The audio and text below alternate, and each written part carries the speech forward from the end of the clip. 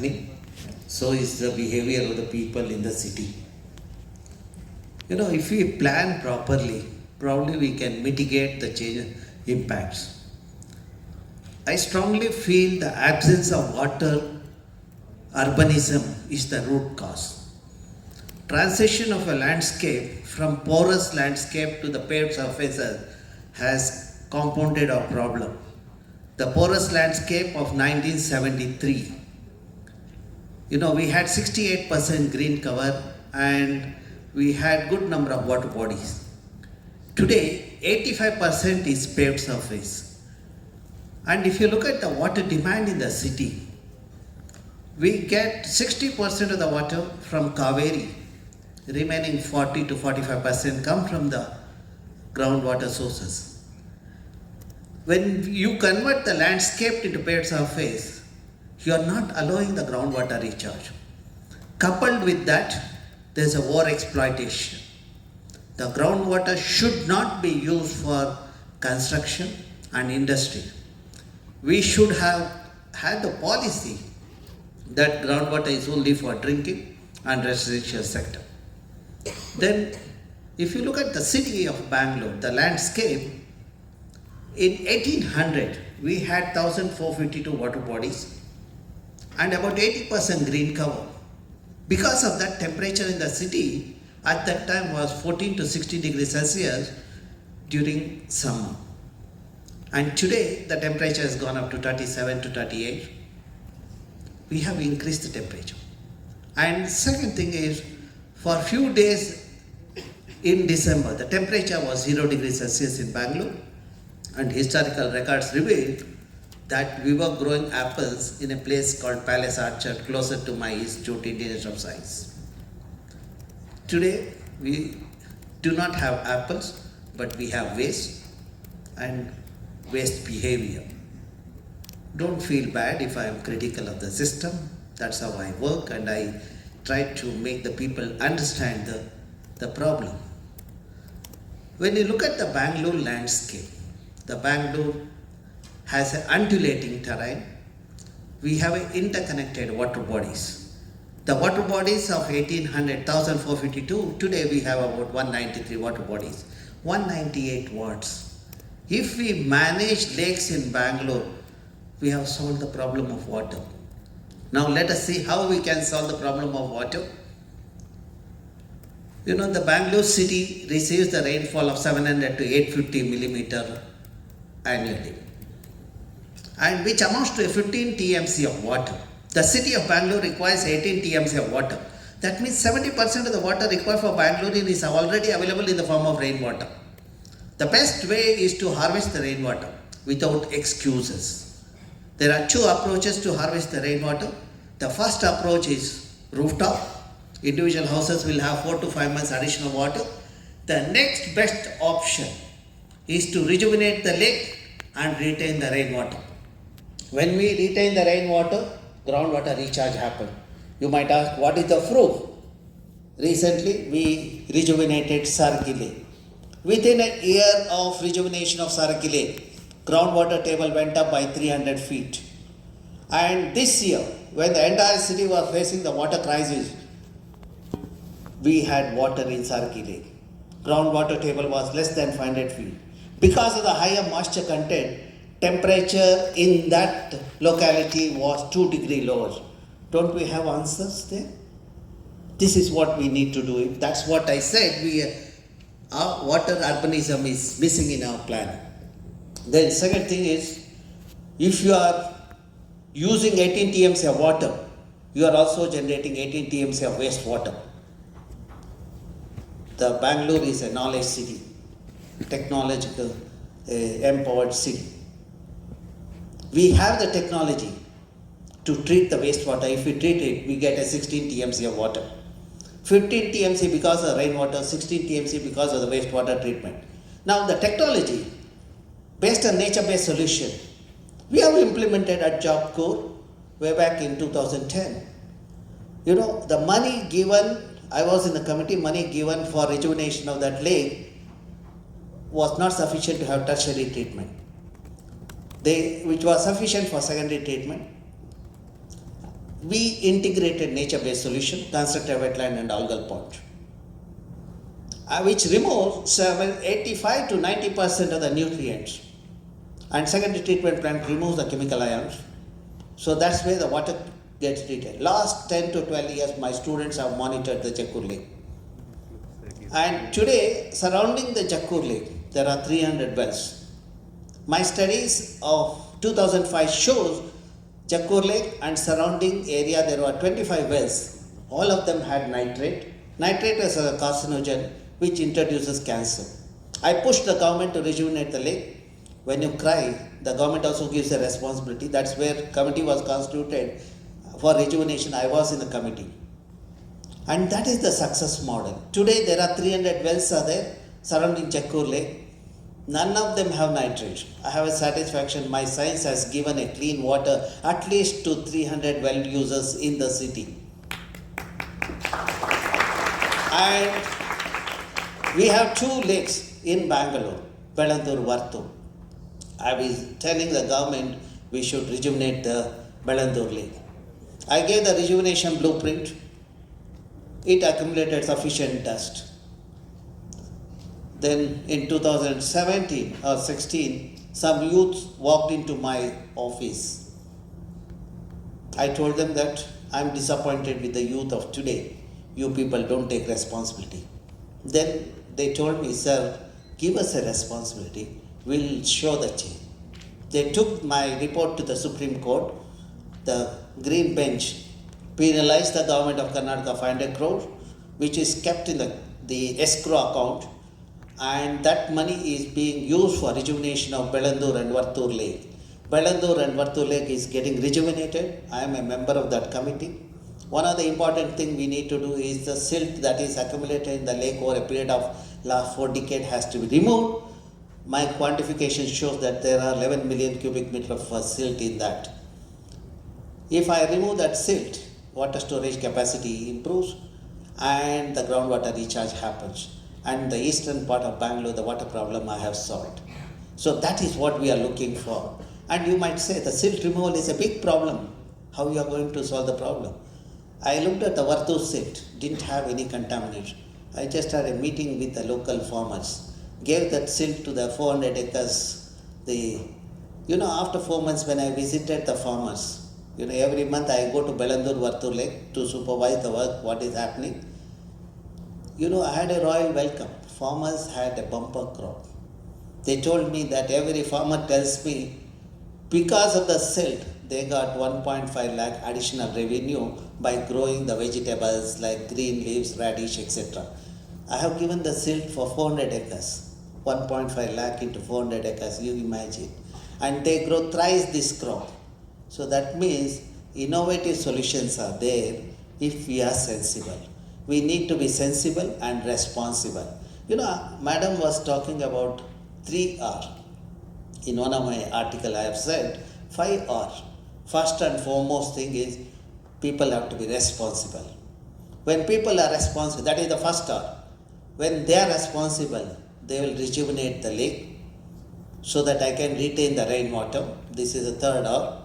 The fourth R, they will allow the reuse and recycle of the wastewater. Otherwise, every Bangalorean writes to me or troll me saying that why you want Bangalorean to use the waste, the treated wastewater.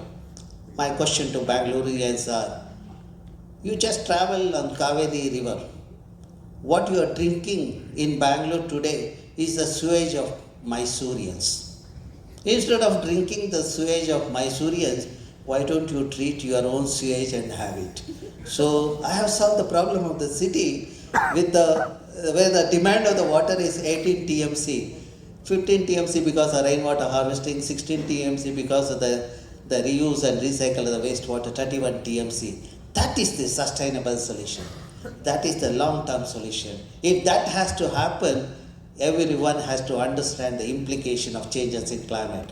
If we are not going to do it, we are going to face the severe water crisis. When there is a water crisis, no humans will survive on the earth. You might ask me, what happens to the other organisms? Because we are always want to compare.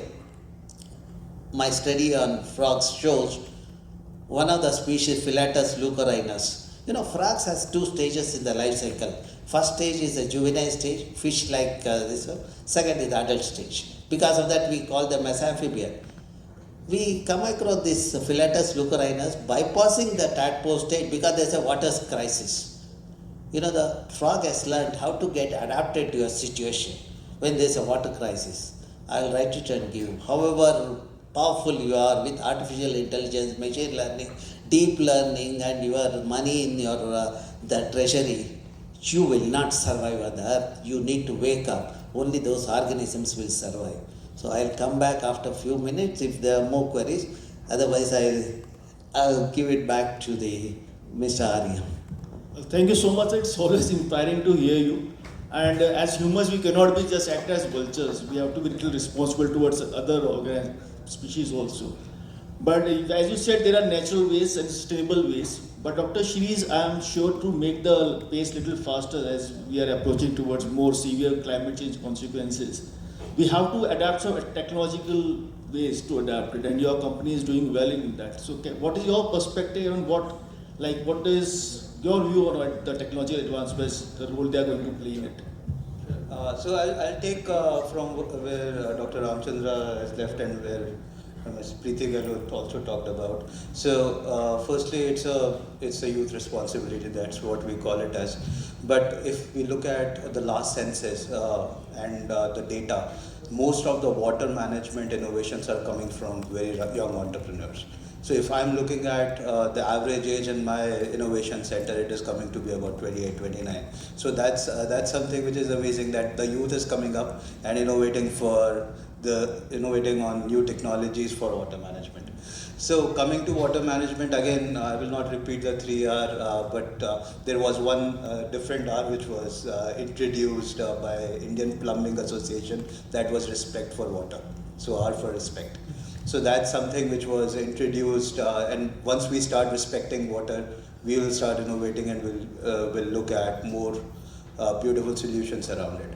So when we talk about vagaries of rainfall, it's already done. We have done the damage, and now it's time to stop, or at least maintain what we have done.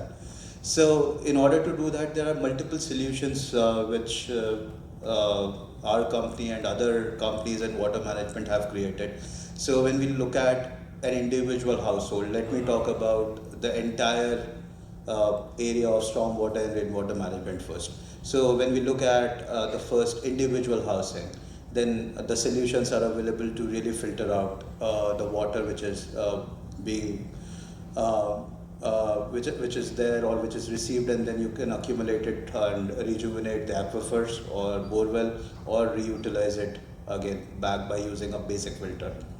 The second level, where the more heavier rainfalls are coming and the big roofs like IKEA, Amazon, they are there. So a siphonic roof drainage systems have been introduced.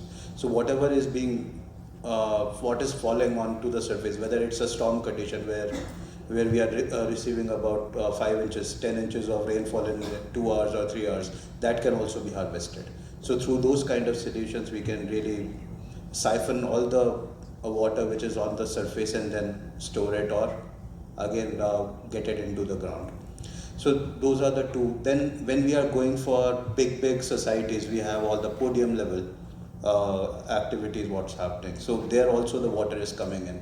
So there are good solutions around surface drain channels. So there are more innovations which we earlier used to call as completely gutter drains. Now there are ways where we can really rejuvenate water through them, and there are more sustainable, like where people are using recycled plastics, polymer concrete channels to really take the water through. Fourth, an important aspect which we have seen very recently is subsurface drainage. So when you have muddy surfaces all over, or you have big grounds, like very recently we have done, or our competitors have done rather, a nice project in Narendra Modi Stadium. The idea was to resume the play faster, but the way they have done it is to suck water which is coming onto the surface and then reutilize it for again gardening purposes. So those are the good innovations which are coming in. And further on, now we are in a AI world where we are looking at much innovative solutions around it. So in a lot of artificial intelligence and IoT kind of structures are coming in. Like a very recent company which we have acquired is Opti, which talks about any storm or any flood condition. It immediately opens up valving system and take the water away from any city to a distant place. So that is something which is very unique. And Ms. Gillot talked about that we are filling and encroaching the lake areas. So that's where the major flooding is happening. So if you look at Bangalore, many floodings are happening in the low area where there used to be lakes. Similarly in Chennai, you might be knowing about this place called Villacheri. So that's the maximum flooding is happening there. That used to be one of the areas where there was a big lake, and now the water is getting accumulated. So there are solutions and there are IoT solutions which detects when the floods are happening, open up the piping system and take the water away from it. So those are the areas where we are talking about rain and stormwater management. Similarly, on the other hand, we are talking about recycle. So STPs is one of the major product which should be used, and now in Singapore anyways, people are using STP water, filtering it and then using it for drinking application, and same needs to be implemented here. Very recently we have done a project where the grey water can be utilized for drinking water applications, and in all our factories we are using the water which is getting recycled and it is used for our process. So like in cooling towers etc., where we used to have distilled water, now we are using STP water there, cleaning it up and then reutilizing it in our plants. And lastly, when we talk about the usage conditions, so at domestic level there are multiple solutions around aerators etc., which can be used to reduce the consumption of water in daily utilization. When we talk about agriculture sector, that is one of the biggest one where water is being consumed and it's absolutely free. So a lot of awareness is required there. So we are also pushing for micro irrigation to be utilized at all levels. So very recently, Government of Maharashtra has stopped flood irrigation for sugarcane farming, and they have introduced micro irrigation. Very recently, there are multiple big companies like Netafim, etc., who have come up with micro irrigation for rice. So normally rice happens in flood irrigation environment, but they have come up with micro irrigation solutions to even grow rice. So those are the elements where we need a lot of innovations again in ag sector to reduce the water usage. Thank you so much. It's always good to know the industry, how industry is reacting towards this water crisis and water. So I would like to ask how India is going to adapt the integrated water resource management approach in this crisis. Okay, so there are multiple forums like CII which is required to create awareness in society. But very importantly, there should be norms and standards written around it. As of now, it is all on basis of certain municipalities or certain government agencies locally who are enforcing it, but it has to be nationally enforced. So people, there should be norms and standards around it. There should be proper education to plumbers. There should be education given to all people who are giving approvals for any building constructions, that with proper water management solutions are there. And there should be at least, what we have seen very recently is that there was a pipe and they call it as rainwater harvesting system. And these are the things which are happening, and they are also getting the approvals for that there is a existing rainwater harvesting system is available. So awareness is required, norms and standards, and enforcement is required. That's what I feel. Well, thank you so much. Coming to Mr. Vikas, so your company is doing really well in recycling the wastewater and converting into drinkable water. So what inspired you? Because you are a startup and we have so many young minds here. We would like to know how it all started and how, like, I personally want to know there is some yuck factor, to be very honest, when it comes to drinking, converting wastewater to drinking water. So how you are, changing the behavior shift for the public to adapt it? Thank you for this question. Thank you, Siddharth, for getting me here. So, first of all, before coming to Yak Factor, as young students here, it's easy for them to just Google about any statistics, right?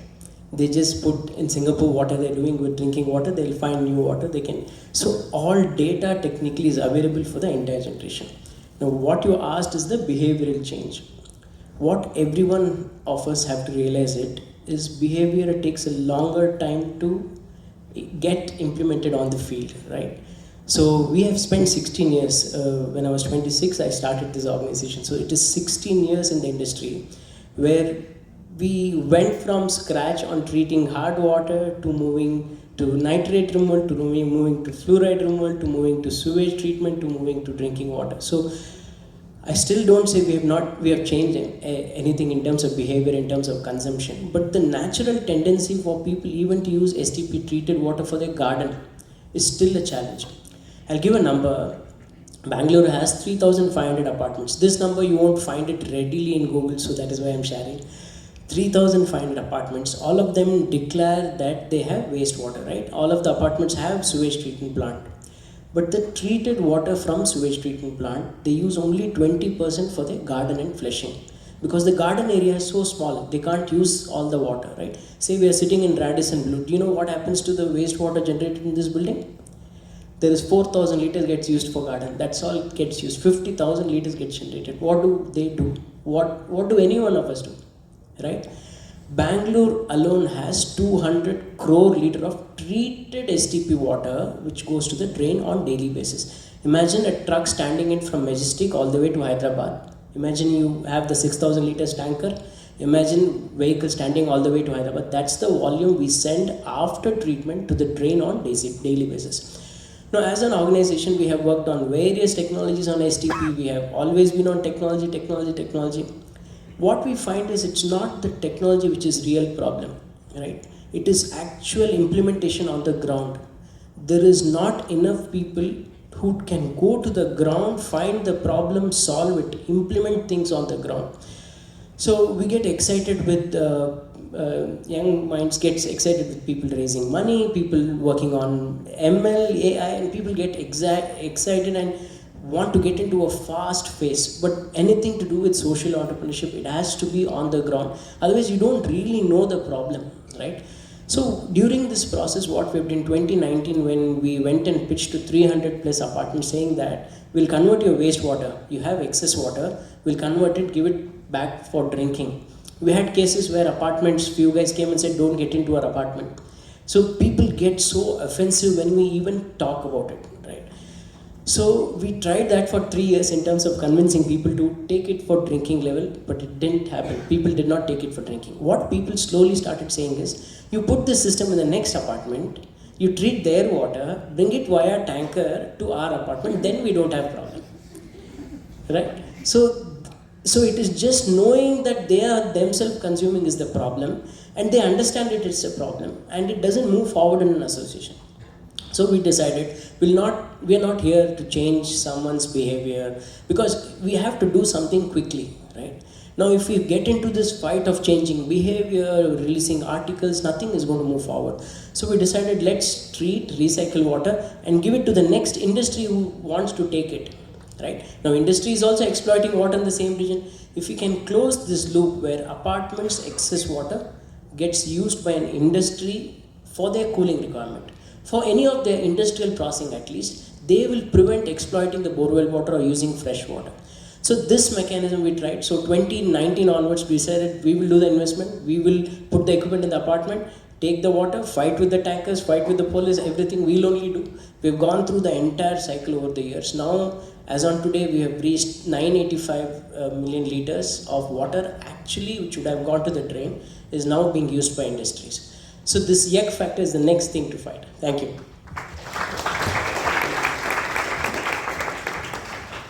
So it's a long story here, what we have showed, to cut it short.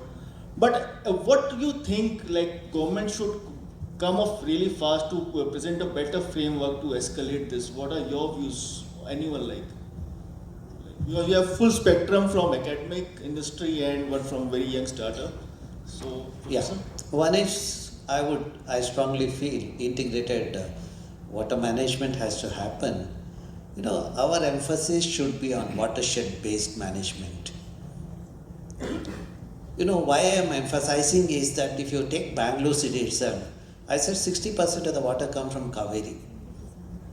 And Kaveri, look at the way we have mismanaged the watershed in the Kaveri. Over the last 5 or 6 decades, we have lost 45% of native forests.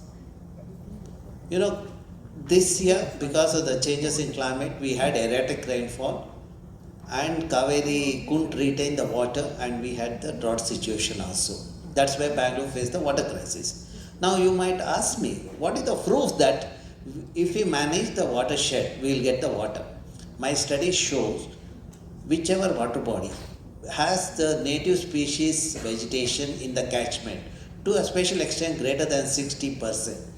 You know, the water is available in the water body throughout the year, 12 months.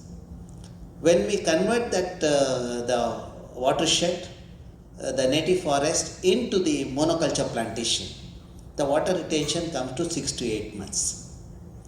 If we degrade the catchment with a native species forest cover less than 30%, then we have water only during the monsoon. See, what does the forest do? Forest acts as a sponge. When it rains, it allows the water to percolate. Wherever native species forests are there, my study shows that about 60 to 65% of rainfall get infiltrated. And that is the water available during the post-monsoon. When we remove the vegetation, the water runs towards the ocean. You know, if you want to make the water to walk towards the ocean, you have to retard its velocity. To do that, the vegetation cover is the best way to do it. Now, you look at how it affects the livelihood of the people. Wherever the water is available throughout the year because of the native species forest, people grow multiple crop or a cash crop. And because of that, their earning is 1,54,000 rupees per acre per year. Where in the same region where forest is removed, you know, water is available only 4 to 6 months, you know, their earning is 32,000 rupees per acre per year. That is mainly because they can grow only one crop in a year. Now, the another interesting thing is wherever forests are there with a native species, vegetation, you know, the pollinators are abundant. When pollinators are diverse and abundant, pollination become efficient. When pollination become efficient, yield of the crop is higher. You know, my studies show whichever the village where native species forests are there, yield of the crop, for example, paddy is about the 14 to 18 quintal per acre, whereas in the other degraded landscape, it is 6 to 8 quintal per acre. Now, our country is mainly agrarian. 65% of the people depend on agriculture. The government of India, Prime Minister keeps telling doubling the income of the farmer. My only suggestion is maintain the ecosystem integrity. Ecosystem will give the pollinator, pollination happens, yield of the crop doubles. And the water retention happens. Because of that water retention, farmers get water throughout the year, they can grow multiple crop. You don't have to pay 8,000 per year as the pay to the beggars. What we need to do is invest in the watershed management. That's what I have been telling the Prime Minister and the Government of India. Our emphasis, when you are talking about industrialize and all, you should also cover the Mother Earth with the green saree of native, the vegetation. Then she will retain the water and make everyone prosperous. Okay? Just one point to add. The kind of change which is happening, and incidentally it happened yesterday, so we were in a discussion with a big builder and he wanted to buy the treated STB water for the construction purposes. So it's like now people are looking at water as a valuable resource, and now how we can utilize that treated water itself. And there is also a mandate which is being drafted by KSPCB, how to utilize those STP treated water which is getting in the drains can be utilized back for construction purposes. So like big builders, they are really looking at how they can buy it from different societies and directly take the water for construction purposes. So that's the bigger change which is happening. So when we talk about policy, city, when BWSSP decides to distribute water, as countries, cities, we always look at what is the water level in the dam. Now BWSSP decides to distribute water, we always look at what is the volume of water in the dam and then decide this is the volume in the dam, I'll distribute it. But if you see how people, infrastructure, developed countries, how they actually manage water is not based on what is coming into their reservoirs. It is based on what is going out of the city.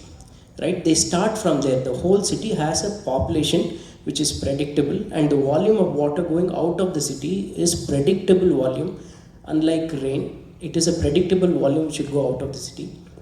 That policy which is going out of the city, what is the volume? How do we monitor? There has to be policy for the water going out of the city, for which government has taken recent steps to implement policy.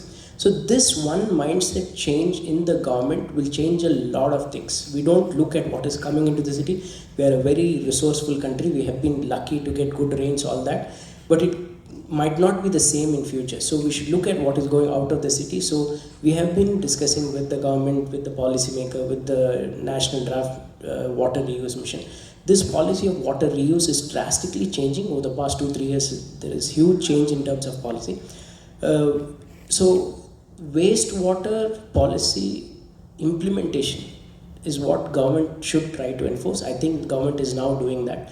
Now Bangalore is going to be an example for this in terms of policy. Nowhere in the world there is a policy like this where an apartment can sell excess water. There is no explicit rule like that. Now in Bangalore we have implemented. So it's going to be fast from now on in terms of policy. I think it's going to be good. Thank you. Yes, sure. We talked about drought situation. Let's also look at why the flooding happens in Bangalore. I said that Bangalore topography is undulating and we have interconnected water bodies. If we re-establish interconnectivity among the lakes, we have solved the problem of flooding. Water would move from the high level to the low level. That's what has to be done on priority. To do this, to re-establish interconnectivity among the lake, what is the problem? Problem is people have encroached the stormwater drain, brush culverts. We should be ruthless and throw them out. Remove the solid waste debris that are there. Whoever is sitting on the drain, of course one famous fellow who was sitting on the drain is now in Parappanagrahara from R.R. Nagar. We should put all of them in Parappanagrahara who have encroached the lake. So without mercy, if we do that, if we re-establish the interconnectivity, we have solved the problem of the flooding to some extent.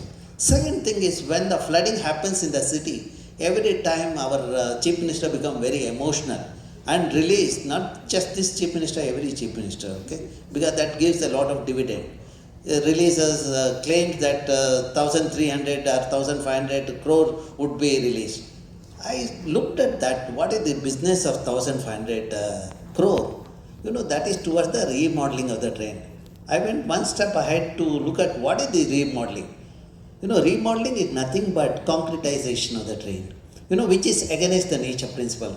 Natural drain is supposed to allow the percolation of water, but we are concretizing. Why we are concretizing? Because every kilometer of concretization gives us 8 crore and 40% we can pocket it. Then the second thing is, in the name of remodeling the drain, what we are doing is not only concretizing, we are narrowing the drain.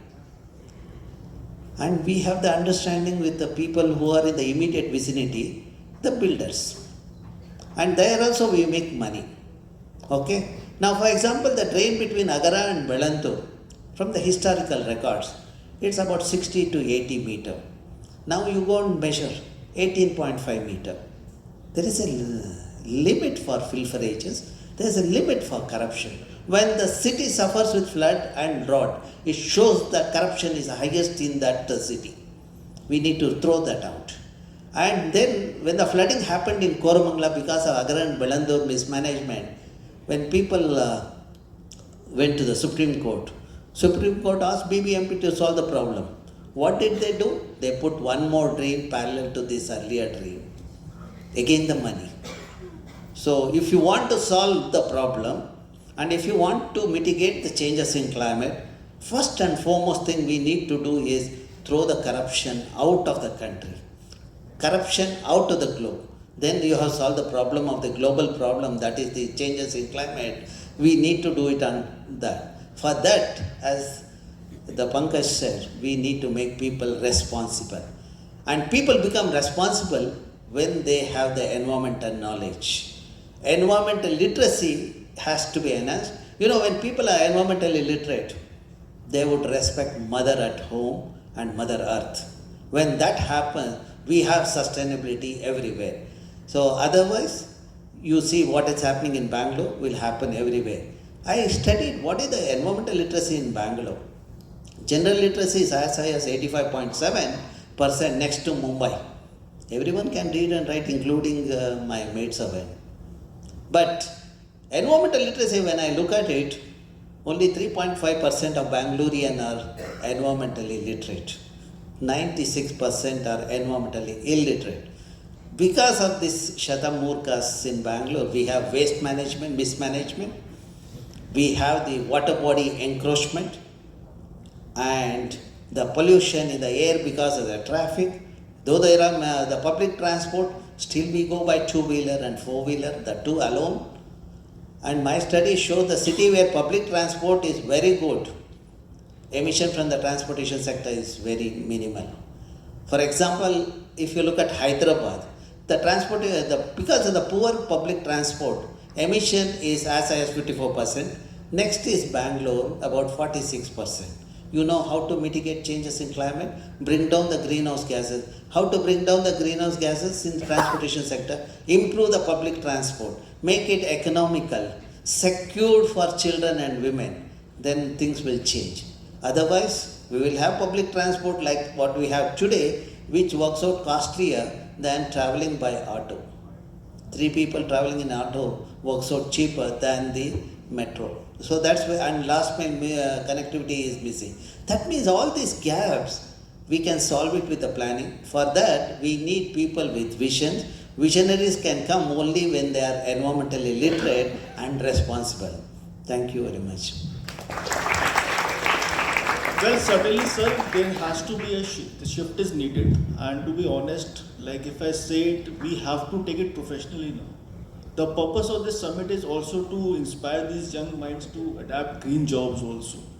So what do you say, Dr. Shibi, and you, because you are all like employer, like, you know, how like they should come up? Because there's always a restriction that if software is a better cushion job, but this is a core industry, no environment. So what are your perspectives on it? Yeah, so I go with myself. So initially anyone finishes college or in that, so environment, all this is a topic of discussion. They have it in them, but they don't know what to do as a next step, right? So I would say first thing, they should get settled in terms of money. They should go find a proper job, because they can't be on charity mode. I was in charity mode, spent all the money going to schools. They can't be on charity mode. They have to sustain themselves first thing. Now, they should take a social entrepreneurship career. Only if they decide to dedicate next 15 years is going to be in that. It won't be a short, easy moment. So they should decide before getting into that career. Until then, they can do all the small things which they can do on their own way. In terms of one jeans takes 5,000 liters, one glass of coffee which we drink, we use 140 liters technically, including the way coffee bean is made. So if people are conscious in terms of what they do as action, that is the first step they can do immediately. In terms of social entrepreneurship, it is a long journey. They have to decide before they get it. Thank you. I can give you a few examples while we were interviewing you, young talents like you. So, there is a big mind shift change which has already happened. People are asking, when we ask them, okay, do you have any questions at the end of the interview? They ask that what's your company doing for sustainability? what are the things which you are doing to bring the carbon footprint down? So you talk about water management solutions. What's your company doing for water management? What are the things which we can see in society, the impact which has been created? So already that change has happened, and people are looking at, and they are asking questions and right questions. If you look at all the multinationals, they are talking about sustainability. There are we talk about science-based target initiatives, etc., in our annual reports. So, anyways, when you are joining big organizations who have a clear vision, that's where even the money is, and you can also fulfill and contribute to the society through the initiatives of sustainability. Jobs become green when you make the youngsters understand the ecosystem and environment. Make environment subject mandatory for everyone. Then automatically wherever they are green. Whether they are IT or whether they are working in steel industry, they will think about how to minimize the thing, how to improve the energy efficiency, material efficiency, etc. See, if you want to understand how the nature works, just look at the simple food chain. People are the producers are producing food which is eaten by herbivore, then by carnivore. But it is not just the food. When you look at that, you can learn the thermodynamic principles. Energy and material transfer happen, law of entropy happen. And in the food chain, you have the detrivores also, degraders, which converts the organic form to the elemental form. That's why there is no waste in the nature. The same concept we use in technology, phytoremediation, bioremediation, which are all nature-based solutions.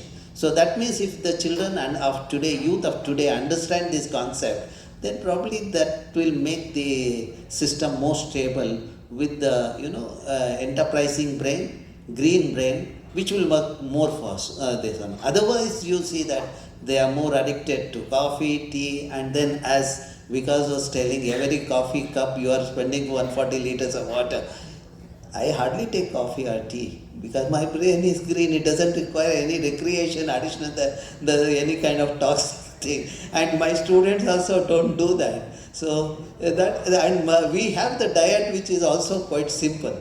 We take more of pulses. When you take pulses, for growing pulse, only 1 kg of pulse you need about 200 liters of water. And we take millets which requires 150 liters, whereas the rice requires about 3000 to 5000 liters and sugar requires 10,000 liters. If you consume more sugar, you have diabetes also. But if you follow my path of the thing, you will neither have the diabetes nor the water shortage nor the thing. But all this can happen only when you understand the concepts of nature. That's where I would say CII should also invest more on this environmental education. Bring this at all levels, this one, schools, colleges, corporate offices, and wherever possible we should do it. And if possible, even the parliamentarians and assembly, our MLAs, all those pudaris also should learn the concepts of nature. Then things will change in our country, so that we will have a sustainable India, which will be the strong India.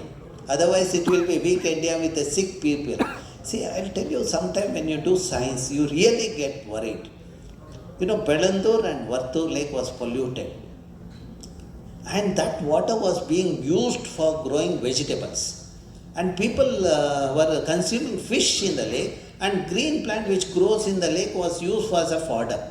I just did the analysis of the pollutant in these vegetables, fish, milk and water, groundwater. All of them had heavy metal.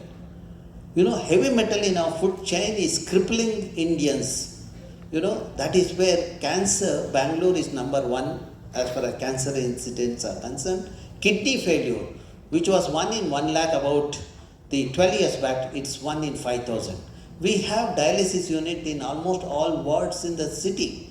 See, that is the problem of the city because of the mismanagement of the natural resources. We need to invest more and on education so that we get more and more stalwarts with a green brain, so that they will make the city healthy city than the current situation.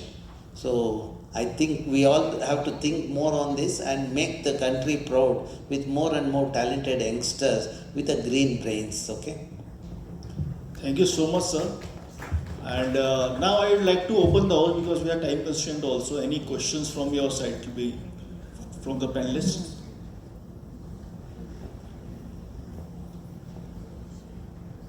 Please raise hand.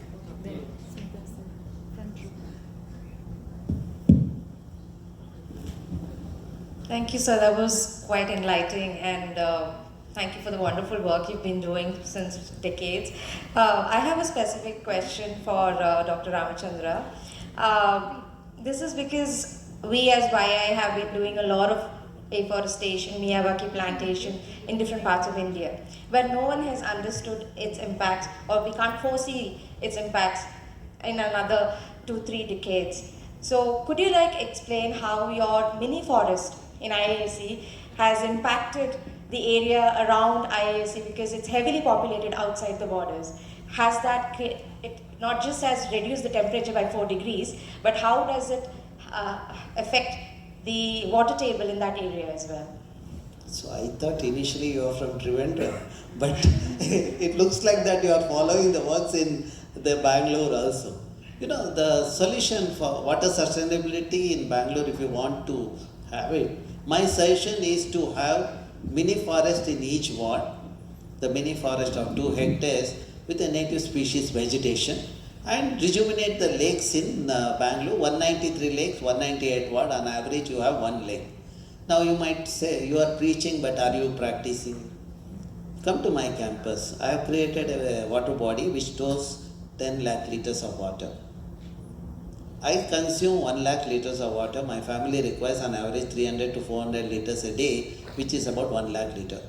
10 times that water I am storing in my lake. If every citizen on the globe does it, what they consume, 10 times that they give it back to the nature in a clean condition, we have solved the crisis. Then the second thing is, I have created a mini forest in a 2 hectares area, the region which was infested with Parthenium way back in 90s.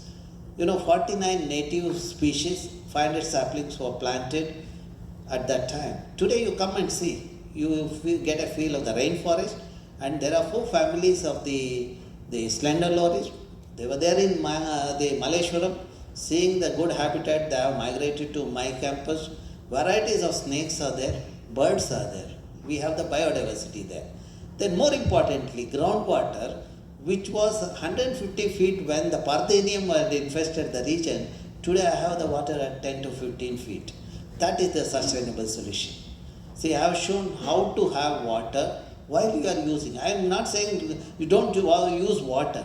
I am saying that, okay, you make sure you give back the water in a better shape, you manage it. That's where integrated water management comes to the thing. Both demand side, supply side, you have to do it. Supply side, I have talked about it. Demand side, with a little bit automation, you can bring it down. Otherwise, every fellow leaves the tap and goes, that kind of thing happens. If you want to remove that, then little bit automation will help it. And more importantly, we need to sensitize the youngsters of today. When they move out of the hostel rooms, make sure the toilet taps are closed. Otherwise, they think that, okay, water will be there, why should we worry, kind of the thing. We should change that attitude. And so is the case of the other people also, adults also. I have seen people wasting the water, especially the bottled water. They sip a drop of water and waste the 99% of the water. But at the same time, I will tell you something. This bottled water you need to understand, because as a scientist, a researcher, my job is always to investigate. Once I took this bottled water and analyzed the water quality, I found dioxin. Dioxin is a carcinogen which introduces cancer. So that means every time when bottled water is given, we are also giving cancer to that person. Fortunately, today I didn't see the plastic bottle here. Maybe it is because the youths are congregated here, the things have changed. Because sometime back when I had come to this hotel, I had seen the plastic bottles flourishing on the tables and everyone has a thing.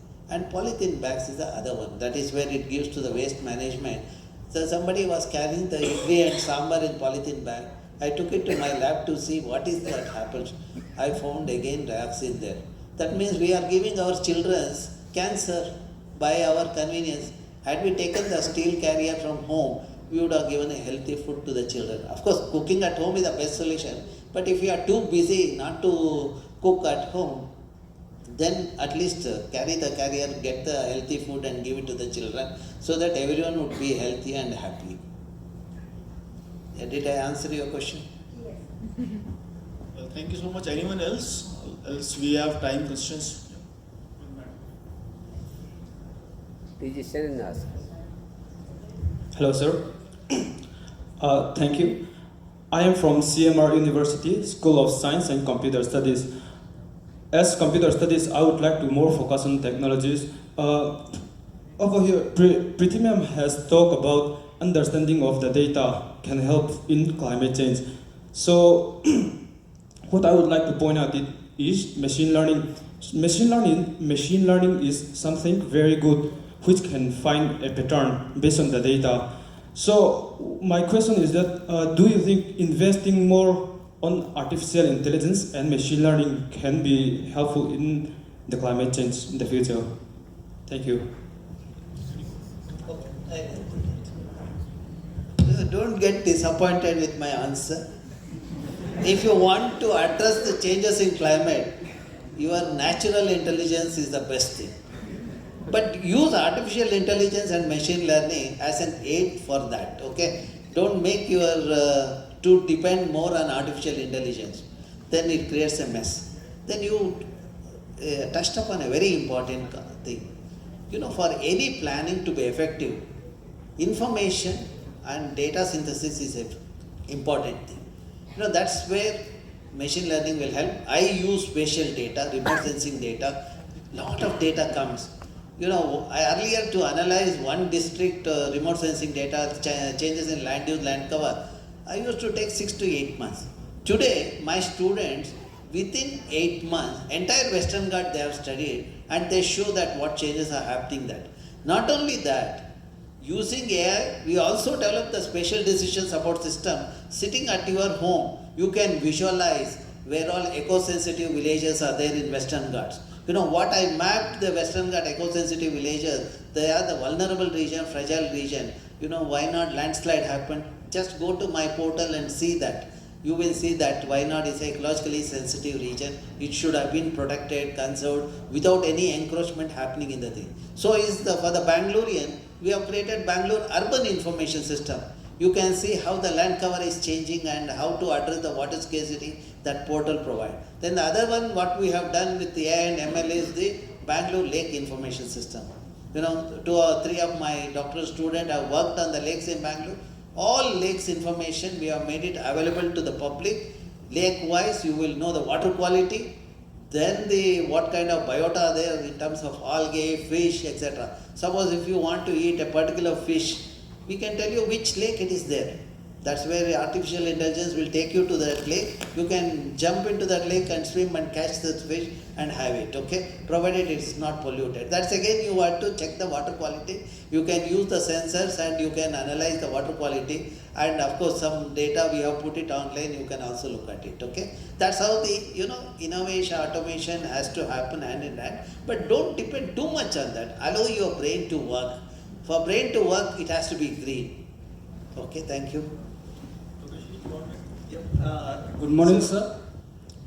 Okay. Just a second, to add to what Sir said.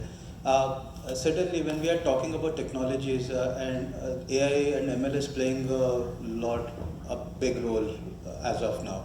When we are looking at all the solutions which are getting developed, of course, we are seeing vagaries in rain. We are seeing a lot of rainfall in one region, a lesser rainfall in one region, and that is the data analytics which we need in order to create solutions around it. So definitely it is adding a lot of value. When we are talking about smart water management, it's not only about sensors, it's about the intelligence which you are putting in the system, plus the data which is there in order to learn what's happening around. So all your prognostics, heuristics, diagnostics approach is dependent on data analytics. So we are also looking at it, even when we are talking about water in every sector, where it's happening. When we are talking about aquifers, where to find aquifers, how to find it, how to rejuvenate it. These are all the data analytics which is happening all around. So certainly it is important, and with that we are also learning, our systems are also learning, and then we are able to get a better system out of it. Mr. Brahmavar is already into this system, this kind of approach. So when we are talking about even STP water, earlier BOD and COD values, we were doing it, taking the water and then going to the labs and getting it tested for 7 days. Now with the neural networks and the data analytics, by 4 or 5 sensors, we are able to extrapolate and get the BOD COD values. So these are the things which are happening, and it's really a game changer which is there. But certainly you cannot beat human intelligence, and that's what Sir mentioned. So it has to be combined together and coexist. Yeah. Anyone? Ma'am, you wanted to ask something?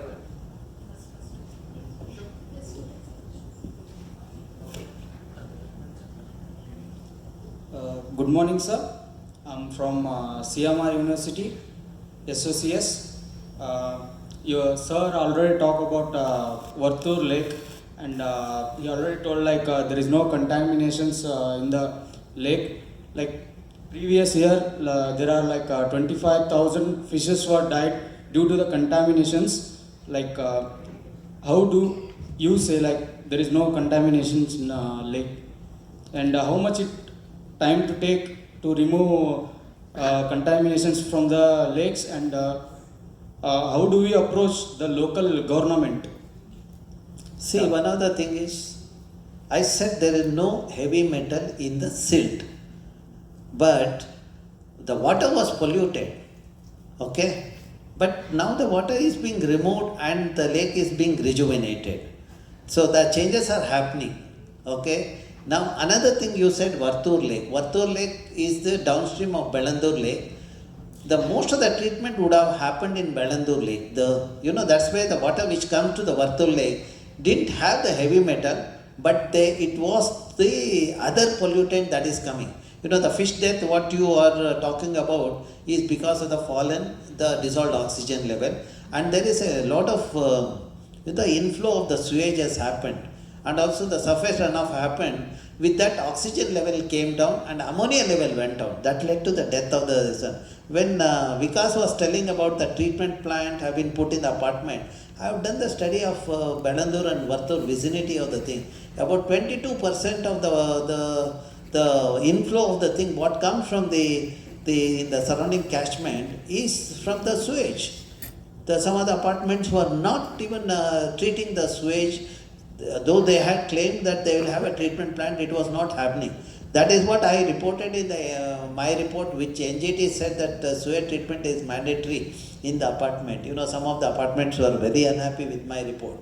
So my suggestion is that if you want to address the problem of the fish, then we should ensure that organic pollutant doesn't get into the water body, ammonia level doesn't go up, and the other microorganism, the toxins which they produce. When there are water contamination, microcystis releases toxin, which again kills the fish. That is what we have to keep in mind, okay?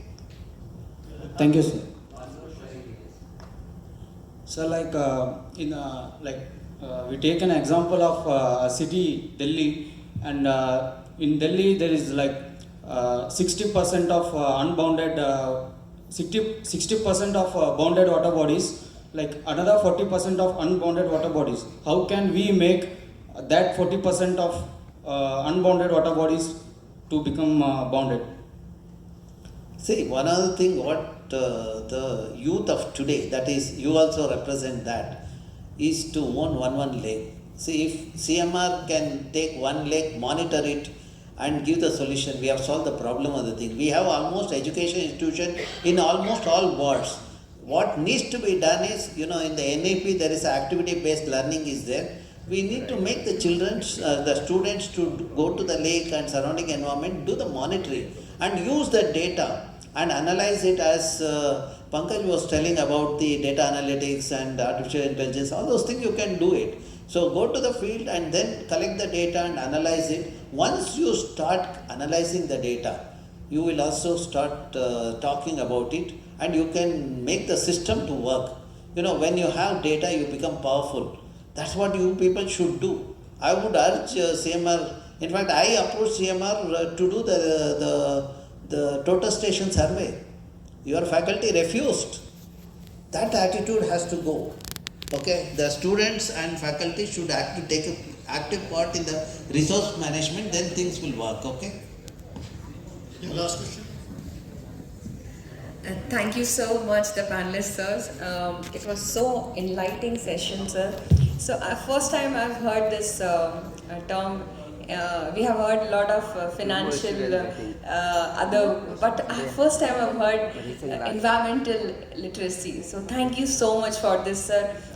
In YI, sir, we do lot of things, but sir, here also we face one problem, that we don't have that much of knowledge about the things which we are doing, sir. So, sir, I will take your help, sir, for the things which we have decided for another 2 months. So, I would like to come to you, sir, and discuss what projects we are. Because, sir, we feel also the same, my friend told us, like, Milwaukee Forest is not feasible for Bangalore, what we have. So, there's a lot of things we always contradict. But we know one thing, that native plants should be grown. So, sir, we would like to have your help for this, sir.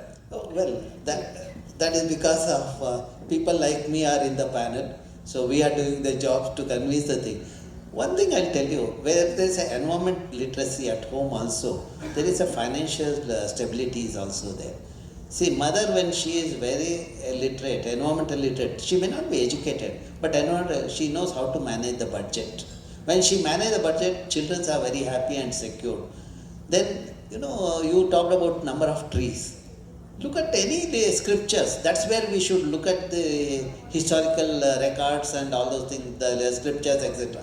Bible talks about nature conservation at least 320 times. Quran talks about imminent war if you pollute the water body. That's where when you visit Dargah, you have to wash your feet and finger with a clean water. Good Dargah will always have a well. You have to collect the water and then wash your feet, then only you can go to the Dargah. That means when you practice there, they thought that you will practice at home and community. Similarly, our scriptures, Masya Purana talks about the linkage between the water, children and the trees. If you have a well at home, you are wealthy. 10 wells are equal to 1 lake, 10 lakes are equal to 1 sarovar, 10 sarovar is equal to 1 child, and 10 children are equal to 1 tree. The benefit of having 10 children you can have by planting and nurturing a sapling. I'll put it other way. When you cut a tree, you are murdering your own 10 children. That's how I write an article and become quite this one. Sometimes the forest officers come to me saying that, sir, we have to remove this many trees, the road widening is happening. One of the officers came to my office about 2 years back. He said, Jaimal Road, I have to remove 179 trees. He was slightly upset with me. He brought my article. He said, you have written like this, you call us a murderer. Then I said, see, I don't brand anyone per se. I would have written a general article to bring awareness, I said. Then he said, 179 trees I have to remove. If I remove it, tomorrow you will write an article saying that I have killed 1,790 children. If I don't do it, I lose the job. Now you have to solve my problem. I said, nearby there is a vacant land. Just take up the planting, the native sapling and transplantation. When he started, people appreciated. So that is what the sensible session. I am not saying you should not have development. Development with a wise planning would solve the problem. Development only for looting is going to kill our country. We should not allow that to happen in our country. As I said earlier, corruption is the worst kind of pollution I have come across in my life. I am trying to remove that at all level by sensitizing the people. We have environment education. Okay, I organize a symposium popularly known as Lake Symposium once in 2 years. Every even year we have been doing. The 14th event is going to be in Alvas during October 17th to 20th. And if you look at the audience, at least 20% of the audience, 20 to 25% are from the school and college students. For the school and college students to take part in that event, we go to the schools and college and we conduct an orientation program. The last 1 month I have been visiting many schools and colleges conducting orientation program, and after that children do the experiment, then we select the students, we evaluate. So now if you look at my web page where Lake Symposium thing is there, I put the videos of the school students, their training program as well as their presentation for the this one. And once they do good job, they'll come to the Lake Symposium. When they attend that forum of international and national experts, they get a knowledge. And then when that child does the presentation on the concluding day, when they get an award, their confidence level goes up. You know, they become an asset to the nation. Like that, for the last 20 years or 28 years, I have given the asset to the nation, and some of my students have become professors in IITs and IISR, etc. That's the way we are working, and we are hoping things will change with this many more youngsters getting into this one. And my advice is just look at my web page. You know, you will get all the details. The virtual guru in the digital era of artificial intelligence is the best thing to begin with. And I have gone to many institutions. Probably my talks are there in this one. About 200 plus talks my students have digitized and put it online. So the people can access to it. My TED talks, everything is available. We are communicating. You know, when the communication becomes effective, we hope to remove the environmental illiteracy. That's what we are looking for. Well, thank you so much, and I'm sure we have a lot to hear and from our panelists today. But due to time, we have to stop it here. I would like to ask Sangeeta for the token of appreciation to our panelists.